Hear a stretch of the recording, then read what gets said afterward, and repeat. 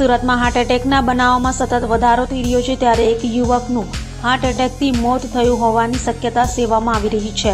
Dumas road વિસ્તારમાં આવેલા રિસોર્ટમાં કામ કરતો યુવક અચાનક કપડાં ધોતા ઢળી પડ્યા બાદ મોતને ભેટ્યો હતો.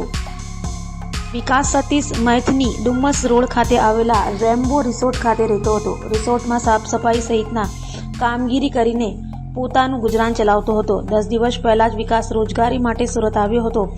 વિકાસ રિસોર્ટમાં પોતાના કપડાં ધોઈ રહ્યો હતો. દરમિયાન 8:30 વાગ્યા આસપાસ વિકાસ કપડાં ધોતા ઢળી પડ્યો હતો, જેથી સાથી કામદારો દોડી આવ્યા હતા અને વિકાસને તાત્કાલિક 108 એમ્બ્યુલન્સમાં સિવિલ હોસ્પિટલ ખસેડ્યો હતો, જ્યાં ફરજ પરના તબીબે જાહેર કર્યો હતો.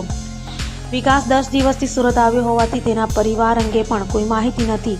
જોકે પોલીસ એના પરિવારનો સંપર્ક કરવાનો પ્રયાસ કરી રહી છે.